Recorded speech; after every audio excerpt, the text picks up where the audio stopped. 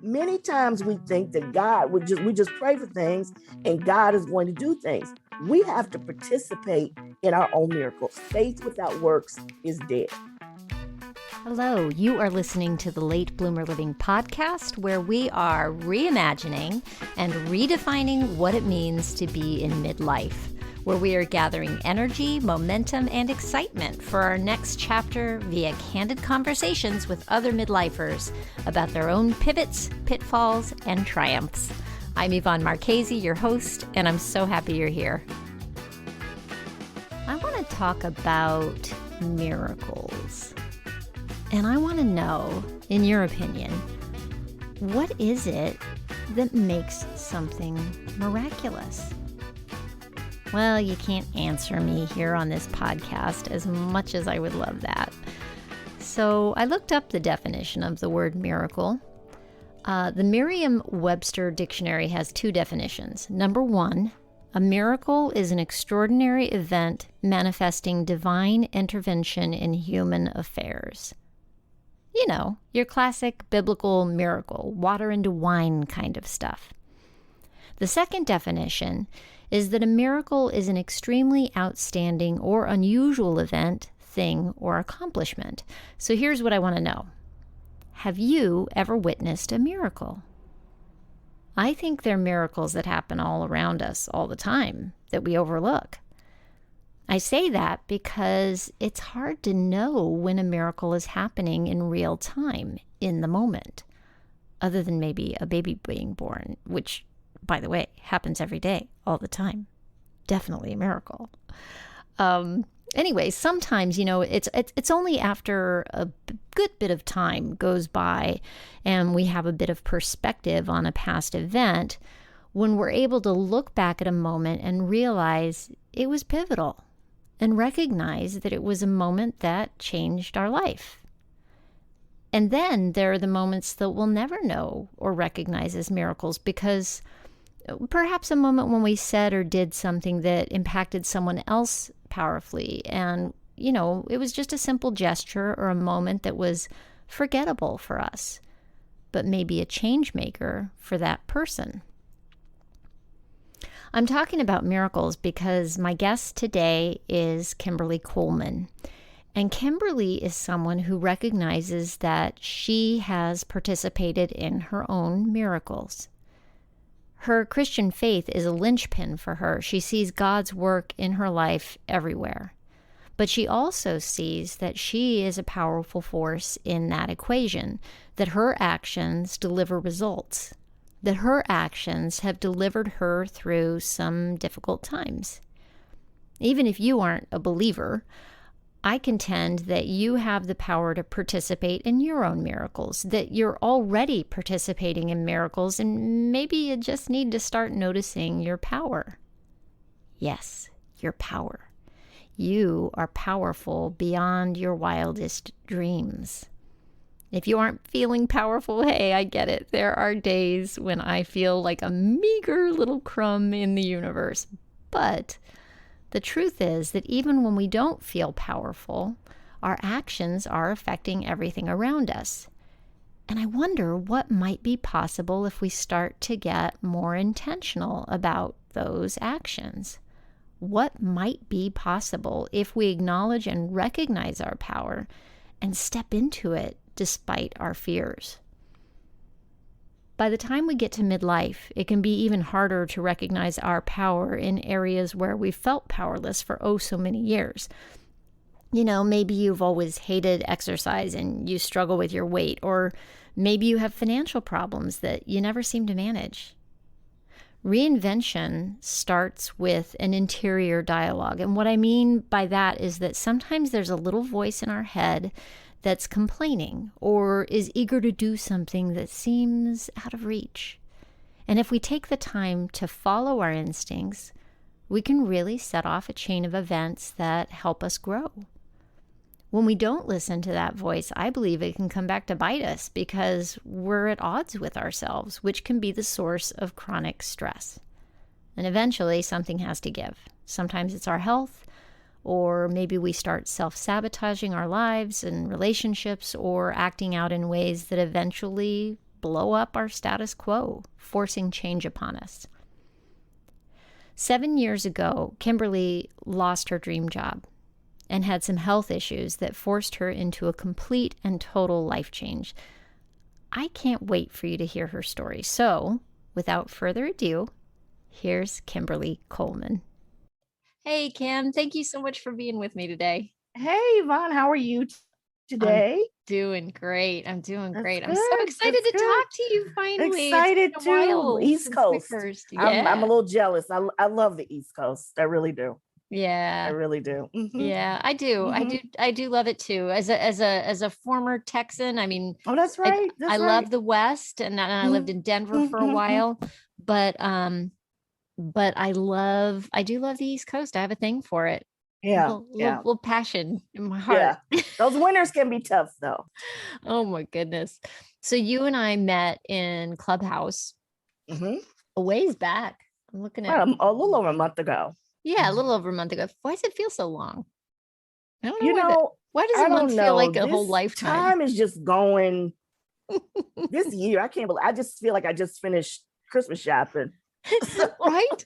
Yeah. So you immediately like grabbed me, hearing your voice and hearing I heard a little snippet of where you're headed with your life, and I was like, oh, I need to talk to her. And then coming back and hearing like the background behind what's been happening for you, I am so excited for people to hear what's going on. So I'm going to have you back up, rewind a little bit, and tell us a little bit about who you are and what's brought you to your here and now.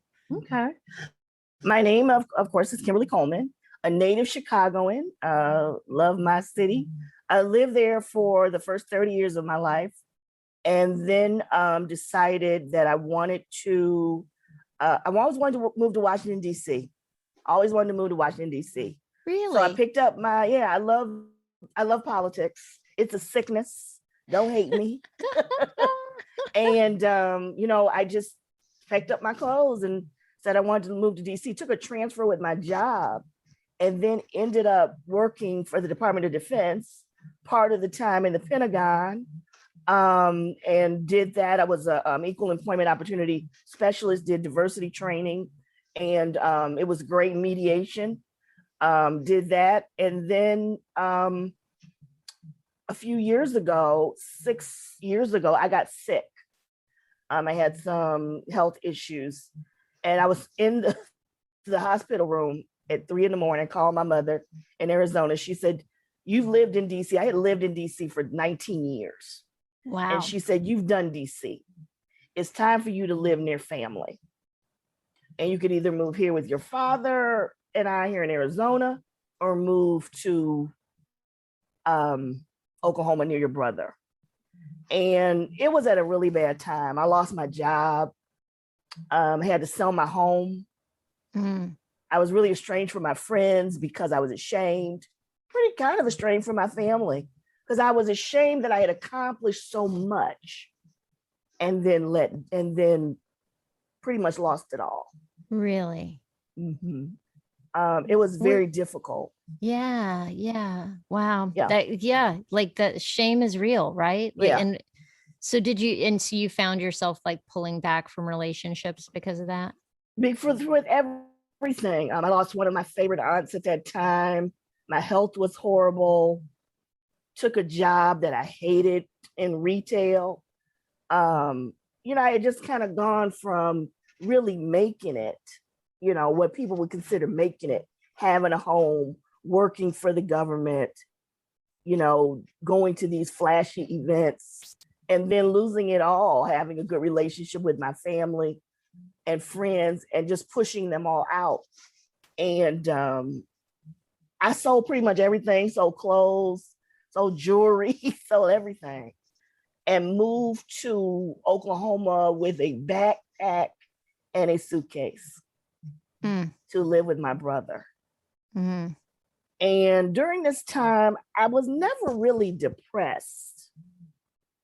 I was upset with myself. because everything that had happened was my fault. I can't say it was the economy or anything except for my health.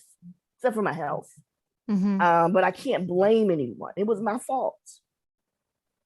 But through it all, I come from a people of faith. And through it all, I knew that God was going to take care of me. I didn't know in what capacity, but I knew that if I did my part, that God would do his, because that's what he's always done for me. And so I remember watching Steve Harvey talk about when he lived in his car and he knew that that wasn't going to be the end. And he told God, when you get me out of this, not if, but when, I'm going to tell the world about what you've done. And I said the same thing. And I've been doing that ever since. Wow. Wow. I mean, you were contributing to things like NPR's News and Notes, right?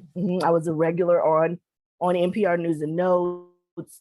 I was on another online radio show with my friends, Progressive Lynn Radio. We had covered, I went to the Democratic Convention and covered it for them. So this was something I was doing besides working at the Department of Defense. Right. And I went to the Democratic Convention, and we were at the President Obama's 2009 inauguration. And we interviewed representatives, congresspeople, senators. It was one of the best times of my life as a political person. I bet it was. It was, I interviewed some of my heroes, the president of National Urban League, president of NAACP. But yeah. So I was doing well. Yeah. And then to lose that. Wow. Yeah. Wow. Bad decisions. Yeah. So you end up back in Tulsa, right? Oklahoma City. Gotcha. Sorry. And you're with your brother. And so you were like, okay, God's got me. I'm going to do my part. Right. What did that look like from there? I had moved at the time, I think he was 12, a nephew out of his room, moved into his rooms. I moved into their home. My brother's a pastor here. And, it was good because, my brother and I are very close. We had kind of drifted apart because he was busy with the church thing and he's very active in the community. But we became closer, and I became closer to my sister-in-law and my two nephews and the dog. I'd never lived with a dog before, not for a long period of time. And it was like it was where I was supposed to be. And my brother was preaching a series called Praising God in the Hallway Until a Door Opens. And it was as if he was speaking to me directly.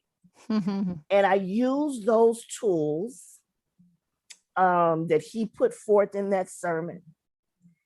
And I ended up working at a job called Sunbeam Family Services, a non-for-profit, in which we help seniors with everyday living.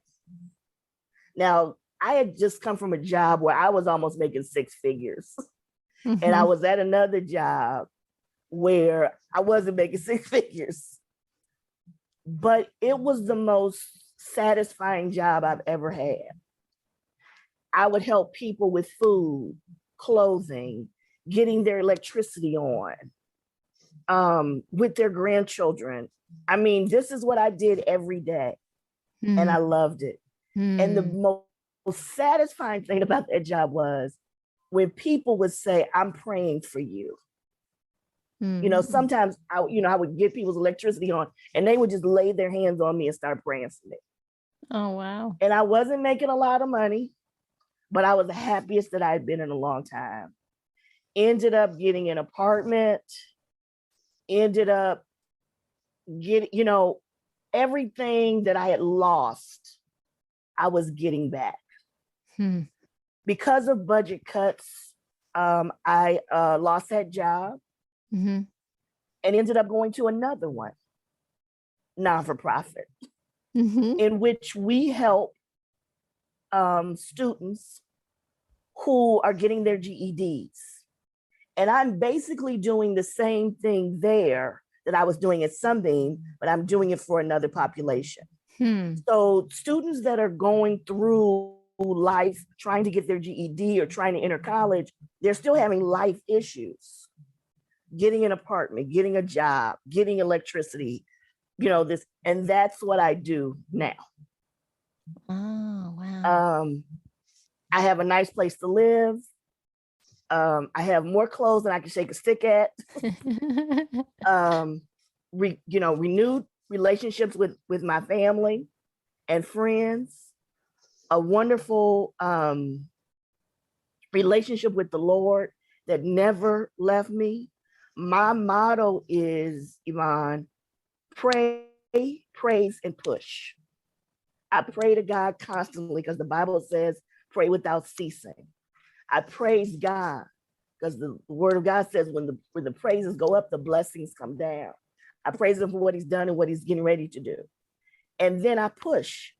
I work. The Bible says faith without works is dead. And I use the example of the woman with the issue of blood in the Bible. She knew that Jesus was coming. She could have just said, Jesus, come to me, heal me. She had been hemorrhaging, the Bible says, I believe, for 7 years. It may say several. And when she found out that Jesus was coming, she made her way through the crowd and reached for the hem of his garment. Her faith was so strong that Jesus said, who touched me? The disciples said, there's so many people around here. How do we know? And they said they ended up finding out it was a lady. And he told the woman, your faith has made you whole. She participated in her own miracle. Many times we think that God we just pray for things and God is going to do things. We have to participate in our own miracles. Faith without works is dead. That's and I'm hearing too that in line with that, I mean, you found yourself in this low point, right? And it seems to me that what's brought you out of it has been finding yourself in service to others. Mm-hmm. Mm-hmm. It is the greatest thing you can do. I think Dr. King said, not everybody can be famous. Dr. King did say this, but everybody can serve. Everybody can serve. And what I try to tell young people is making money is good. You won't hear anything. The Bible says the love of money is the root of all evil, not money itself. You need money to survive. But if you can find something that gets you up in the morning where you are helping people and you're happy about doing it, the peace of mind that you have will surpass any of the amount of zeros that can be in your checkbook. We have seen over the last, 5 years or a few years, we've seen Robin Williams commit suicide, Anthony Bourdain, Mm-hmm. Kate Spade. They didn't commit suicide, but Bill and Melinda Gates, the richest people in the world, couldn't sustain their marriage, worth $140 billion. Right. And we all think that money's going to be the answer to everything, that money's going to make it all better. And it doesn't. It does. It now, as Sammy Davis Jr. said, money can't buy happiness, but it makes a good down payment on it, and it's a good thing to have. Yeah. Especially if you manage it right. But if you do not have peace of mind, as we've seen with Anthony Bourdain, like I said, Kate Spade, Robin Williams, just to name a few, it means nothing. Yeah. Yeah. So you've come a long way. It's been 6 years. Yes, it'll be 6 years this December. Wow. And so I know that you are getting ready to maybe make a move out to Arizona now to be with your parents, right? Yes, my parents are getting older. COVID really taught me some things. And it was very hard. I haven't seen my parents in a year and a half. I'll see them next week. And that's great. it was very difficult Thank you. Yeah. We're all vaccinated. It was very difficult. The first part of COVID was keeping my father at Walmart. That was the first thing, because he wanted to go out. They're in their late 70s, but they were still, before COVID. They had just gone to Italy right before all of this had happened, and so they're very active. They go to the gym, and so my father was used to going.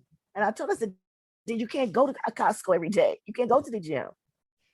And so I just feel as if as they get older, I need to, even though I have another brother out there, my other brother is here with his family, and he's the pastor of a church. I just feel like I need to be closer to them. Yeah. Yeah. Yeah. But, I think I feel like I skipped over something, or we missed a little something in your story. I hope I'm not talking too much. No, you're terrific. Okay. What I wanted to get to is the fact that you have started a podcast on top of the work that you're doing. You launched a podcast this year, right? Yes, I used to do podcasting before. How I got on NPR was that I was doing a blog, excuse me, and somebody from NPR saw it, and that's how I got to be a regular on NPR. But I've always wanted to do a podcast, and the podcasts that I was doing before were political, because I'm a political nerd. And what I found is that I was always angry. I was always angry, especially I'm not afraid to say it. These last 5 years. I was angry, and my mother said, "You are just a little too angry." So the podcast that I do with my co-host Kay Renee is another part of the service, and we have done shows on mental health. We have done shows on motherhood and the challenging issues of motherhood during COVID. We just did a show recently on gun control, and if you want to own a gun, what is the proper way to go about owning a gun? We did one on manifesting a partner. So that is what we do. We have it on Fridays on Facebook Live. We're going to start doing it on YouTube now. Every Friday at 9:00 Central, and you can find us at K&K on Facebook. Say it again. K&K? K&K. K&K. Great. Or just go to my page, Kim Coleman, and you can see it there. Cool. So what has it been like to you? So actually, let me back you up. So you're doing it with a partner. Yes. Which is really cool. Whom I've never met. What? We have a friend. He's in Chicago. His name is Art Sims. He's a big media influencer in Chicago. And he's seen my post on Facebook. So he asked me to come on the show. He does a show every Monday through Friday on Facebook Live and YouTube. And he asked me to come on the show. So I started coming on the show regularly and really contributing it, when politics was at its peak, during the election and everything, kind of being the political commentator on the show. And I met Kay Renee through there. And I've been looking for someone to do a show with. And I said, "Would you like to do the show?" She didn't ask any questions. She said yes. And we have never met. She's in Chicago, my hometown, of course. And we've been doing it since February. That's amazing. This has been an interesting year for that, because I have met people, because I just started my podcast last June. I've met people this year in trying to find guests and going on Clubhouse and some other networking things that frankly don't feel like networking. I've been meeting like some really cool people. Right. It's amazing. I always say, I don't know what they look like from like chest down, I just know people's faces a little square. Or even just their voices, because sometimes they don't have pictures on Clubhouse. Yeah. Right. And it's been an incredible year for connecting with people virtually, and then launching into doing things with them, partnerships and stuff. It's crazy. Yeah. It's been great. Great. Very cool. Very cool. So you guys have been doing that since February. And it's a weekly show? Yes. So every Friday. Right. And having a lot of fun. It's a lot of work, because you have to get the guests and invite them, make sure they have the Zoom connection, and I put in, hours in that. And hopefully, we're building our audience and everything and having a good time and informing people. Yeah. Mhm. And you've gone back to, or so now I think one of the things that first attracted me to your story was that you said you were starting acting Yeah. in midlife, right? Yeah. Midlife. I Yeah. love I it. used to do, I used to be on the speech team when I was in high school. Uh-huh. But I went to I went to a predominantly white high school, Mm-hmm. and I think it was like 5% Black. And most of the roles, I couldn't play the Jewish mother. Mm-hmm. And They but I weren't knew I doing had, colorblind casting. yeah, no, Because I've worked in a no, lot of theaters yeah. where they just do colorblind casting, and you forget. You get Well, into the show. this was the 80s, So Mm-hmm. it sound ancient, but that's true. It was the 80s. Mm-hmm. And so yeah, so I'd always wanted to do it, and I didn't want to tell my parents I wasn't to major in theater, because they would have been like, not my money. And I used to do local theater in Chicago, did a couple things in DC, but just kind of let it go. And when the pandemic hit, and some of the higher acting schools were offering um, classes online, I said, well, let me take advantage of this. Mm-hmm. And have met some of the big wigs in the business through Clubhouse and Zoom.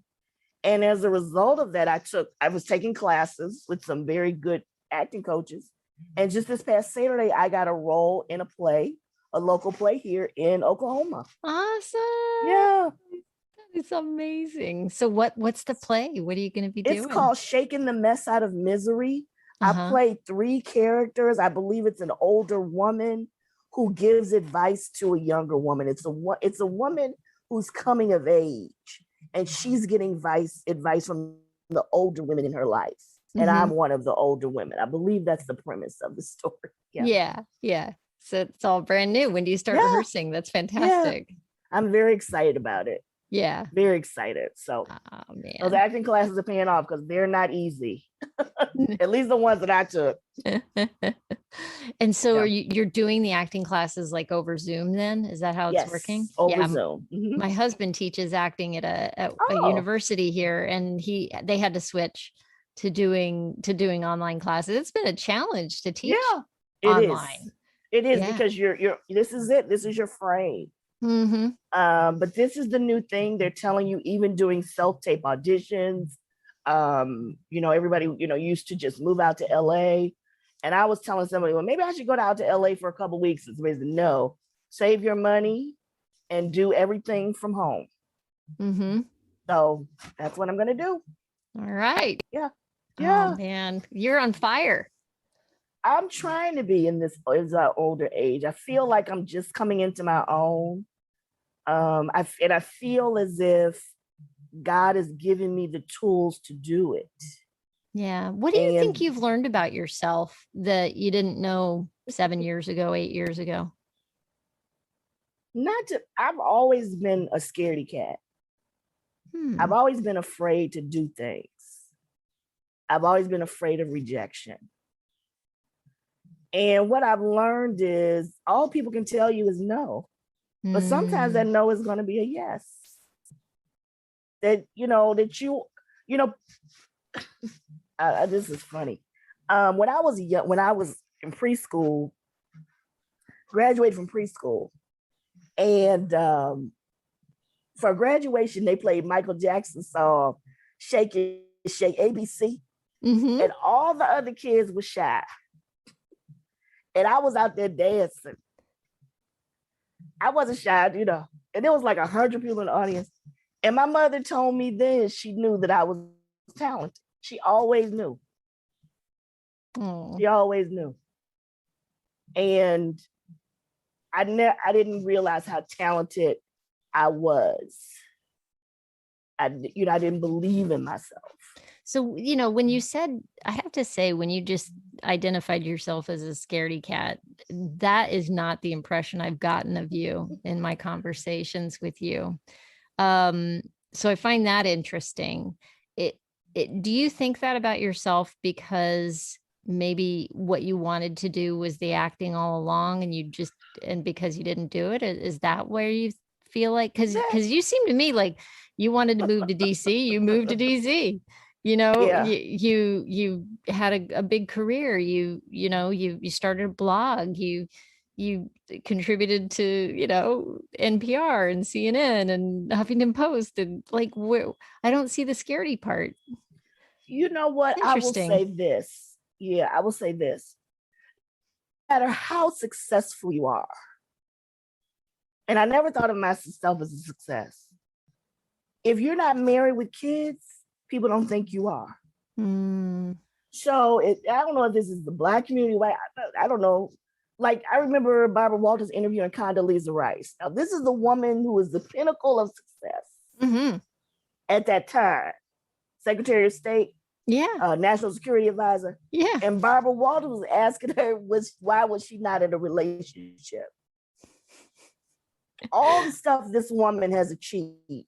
Now, and this is the question you're asking. Gayle King just did it to Stacey Abrams last week. Stacey Abrams, who defeated the Republican Party in Georgia. Yeah. Literally. Was asked about her personal life. It's such a shame that those are the markers that we look. I mean, when I was supposed to get married in 2003. And I knew that I had no business getting married. It was an abusive relationship. And I'm not the marrying type either anyway. But it was if society had validated me. People were giving me more value. They were like, okay, now I can accept everything else. And to be a woman, 53 years, 54, with no kids and never married, it's still a stigma. Like I said, Gayle King, Stacey Abrams, has written this bestseller, done all this stuff, and she's asked about her personal life. And I think that's where that came from. I felt like I had to check that box. And when I let that go, that cleared a lot of stuff for me. When I finally said, I'm not going to get married. I'm not going to do something to make society feel more comfortable about who I am. I would like a companion, a male companion or some kind. I don't know. I don't think I want to get married. But once I really let that go, a lot of the fear left me. Yeah. When you stopped holding yourself accountable to something that wasn't true for you. Yeah, not at all. Right? We do that. We do that to ourselves all the time, don't we? Yeah. And, man, oh man, there's a lot of power to be claimed when we decide to live our own truth. Yeah. It's freedom in that. Yeah. Congratulations. Thanks, Mom. Yeah. Very easy to talk to. Oh, thank you. Very easy to talk to. Thank you. I'm just so impressed. You just have turned it around, and I love your energy and your point of view on things. Thank you. Yeah. Thank you. Yeah. It's been a journey, and it's still a journey.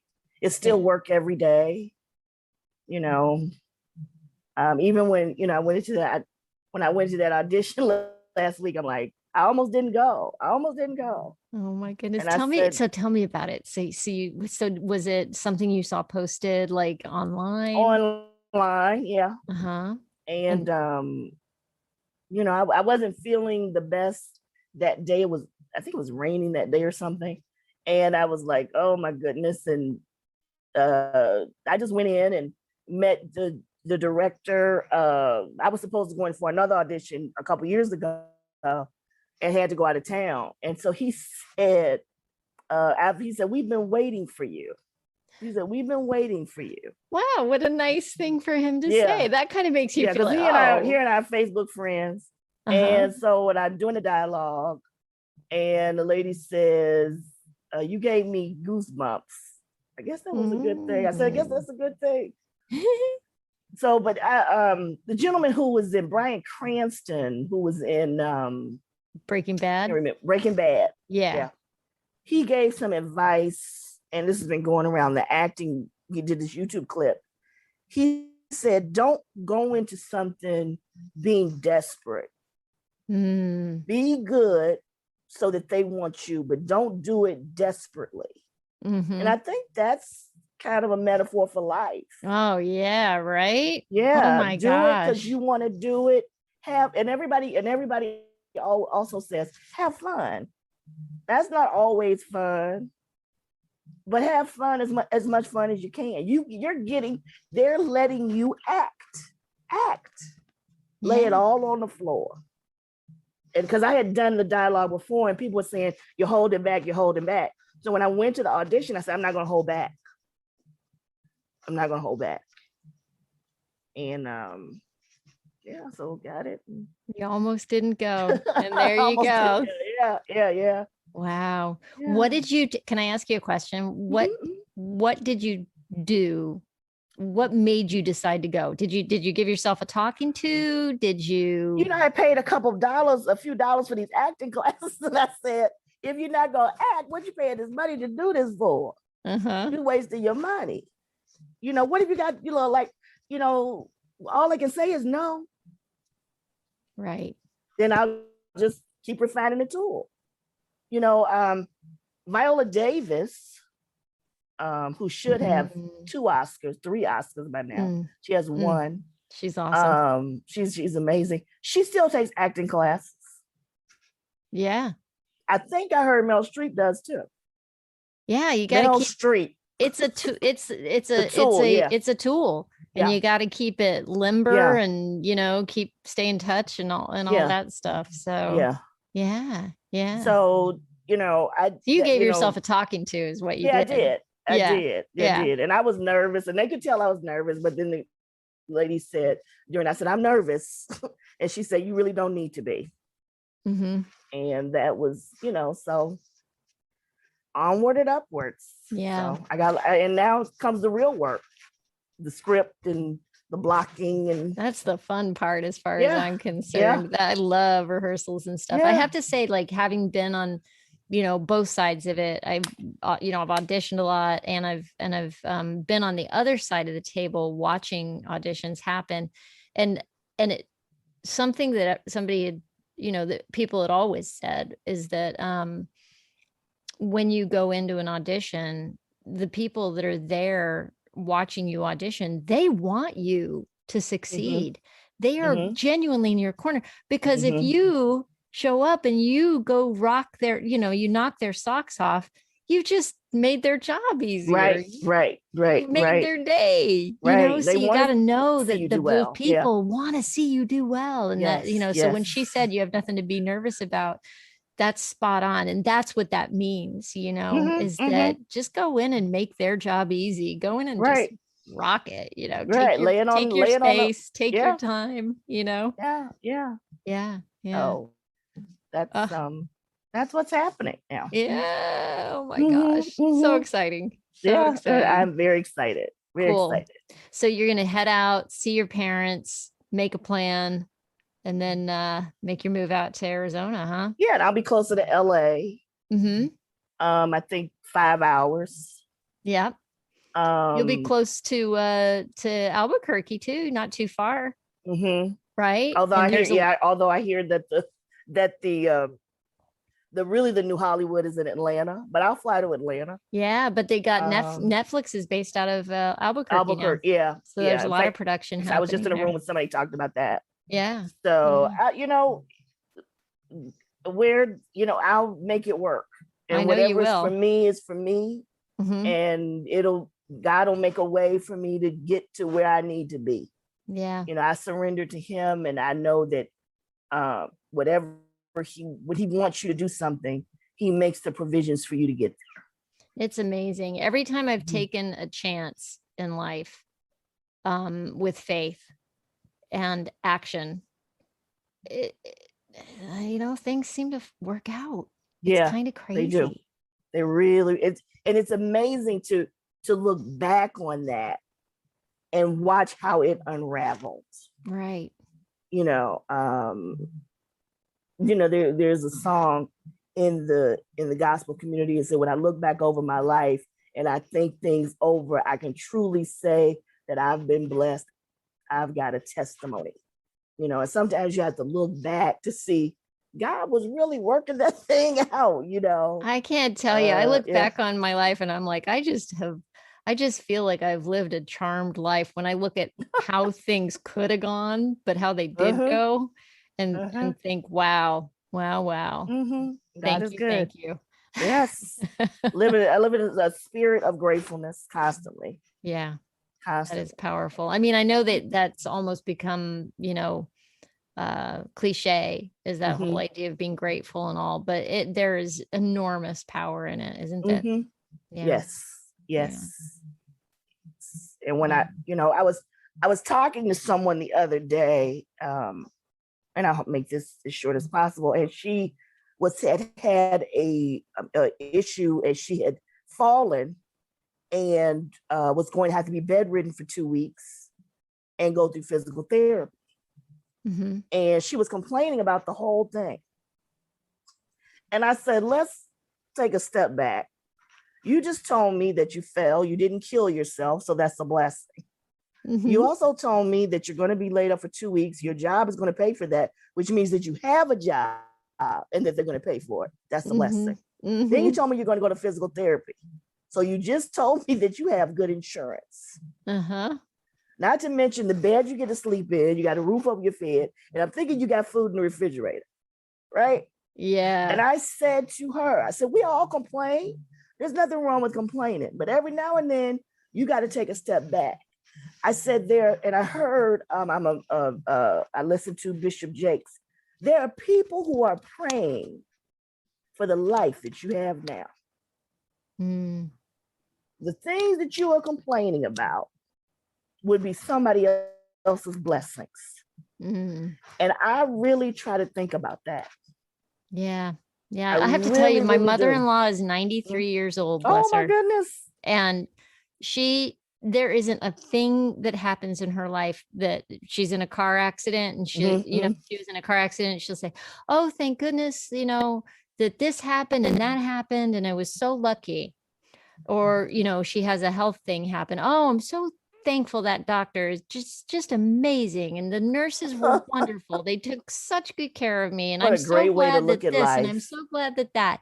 And no, it doesn't matter what life hands her. She will take it and find that tiny, whatever it is, she's amazing. Just has that ability to find the blessing in it. That's great. And I'm like, well, there you go. She's 93 and going strong. And that's if anybody knows about blessings, she does. Right. She's seen it all. Such a good example. Oh my gosh. Right. Yeah. Yeah. Oh my goodness. I'm so excited for you. I can't wait. I'm going to be watching your social media feed and seeing when the show's going up. And this is going to be a live, or it's live in front of an audience, not taped, not Zoom. Like this is real theater. This is real theater. Woo! Awesome. Remember those lines and everything. Yeah. So. Oh, you got that. That. Yeah.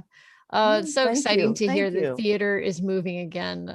Yes. I will let people know how to find you. I'm going to let you go because I know you've got another thing next. But do you want to throw something out there first? Yeah, I'm at Sister Girl Speaks on Twitter.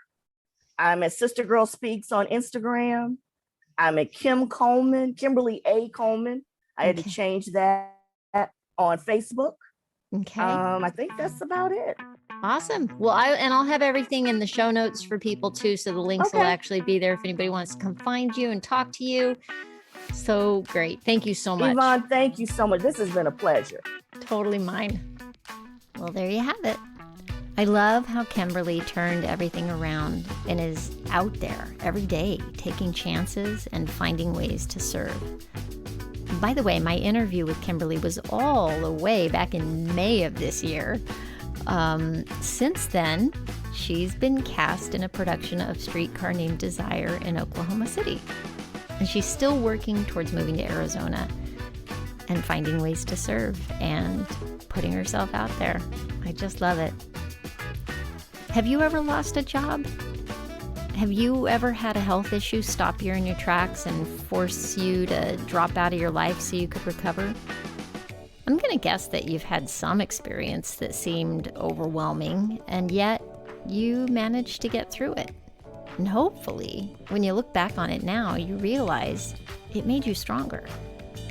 Looking back on it, you might even recognize that a miracle took place. We are living in very uncertain times.